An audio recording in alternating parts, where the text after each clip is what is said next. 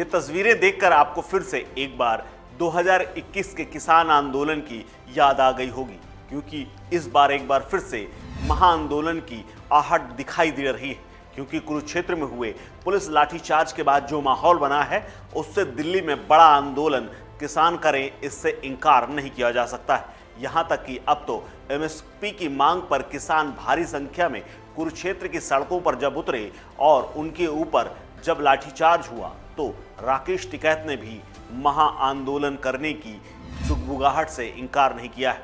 आपको बता दें कि सूरजमुखी के बीज को लेकर एमएसपी के तहत लाने की मांग को लेकर कुरुक्षेत्र में किसान सड़कों पर उतरे थे। शाहबाद इलाके में Jammu Delhi national highway number 44 को जाम कर दिया था, जिसके बाद पुलिस ने किसानों पर लाठीचार्ज किया और किसानों को गिरफ्तार भी किया है। नमस्कार, मैं हूं कुलदीप द्विवेदी और आप देख रहे हैं वन इंडिया हिंदी। अब यही मामला धीरे धीरे तूल पकड़ता जा रहा है। करनाल में भारतीय किसान यूनियन के नेता और प्रवक्ता राकेश टिकैत ने आंदोलन की चेतावनी दी है। क्या कहा है, आप भी सुन लीजिए। ये देश में एमएसपी पे पहला लाठीचार्ज है। ये पूरे देश में एमएसपी की डिमांड बढ़ेगी और ये बड़ा एक आंदोलन देश में, जो दिल्ली का आंदोलन है, उससे भी बड़ा आंदोलन एमएसपी पे करना पड़ेगा।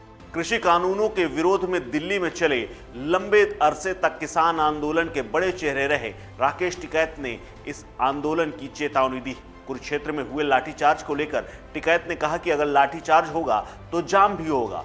पहलवानों के धरने पर भी राकेश टिकैत ने कहा कि फिलहाल खेल मंत्री अनुराग ठाकुर से बात हो रही है। इस मामले को लेकर धरना, पंचायतें, बैठकें आगे भी चलती रहेंगी। वहीं हरियाणा कांग्रेस के वरिष्ठ नेता दीपेंद्र हुड्डा ने भी सरकार को चेतावनी दी है, साथ ही किसानों के लाठीचार्ज की निंदा की है। क्या कहा है, सुन लीजिए। कुरुक्षेत्र शाहबाद हरियाणा के अंदर जो लाठीचार्ज हुआ है किसान पे, जो किसान एक शांतिपूर्ण तरीके से मांग कर रहे थे कि सूरजमुखी की फसल पे उनको न्यूनतम समर्थन मूल्य मिले 6400 जो सरकार ने डिक्लेयर किया है, लेकिन बाजार में मिल रहा है 3500, 3800। किसान मांग कर रहे थे कि उनको न्यूनतम समर्थन मूल्य मिले, लेकिन उनको क्या मिला? लाठियाँ।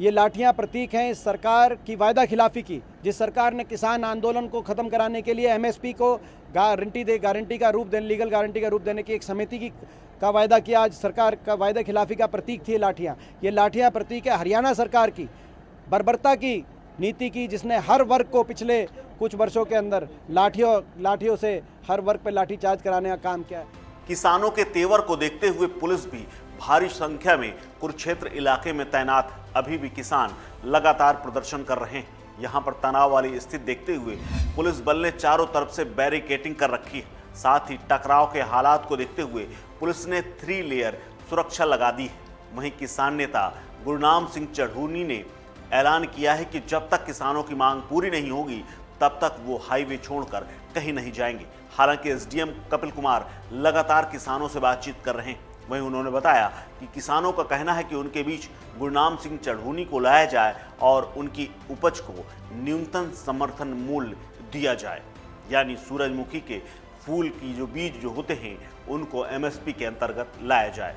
क्या कुछ कहा है कपिल कुमार ने, आप सुन लीजिए।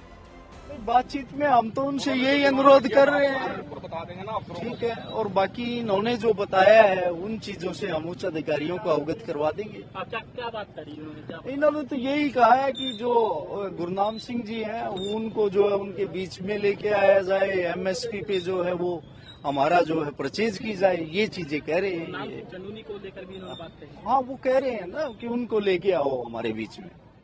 आपको बता दें, हरियाणा के कुरुक्षेत्र के शाहबाद में सैकड़ों किसान सूरजमुखी की फसल की एमएसपी की मांग को लेकर प्रदर्शन कर रहे थे और किसानों ने इसके लिए सड़क को जाम कर रखा था और वहीं बैठ गए थे। इसके बाद हरियाणा पुलिस ने कार्रवाई शुरू की, मान मनौवल हुई, लेकिन बाद में किसानों के ऊपर लाठीचार्ज किया गया, उन्हें खदेड़ा गया। इस दौरान जमकर लाठीचार्ज हुआ, वहीं वाटर कैनन भी चला।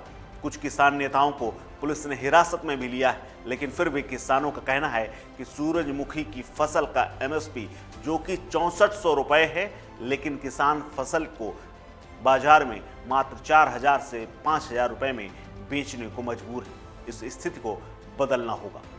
इस खबर में फिलहाल इतना ही। अपडेट्स के लिए बने रहिए वन इंडिया हिंदी के साथ। नमस्कार।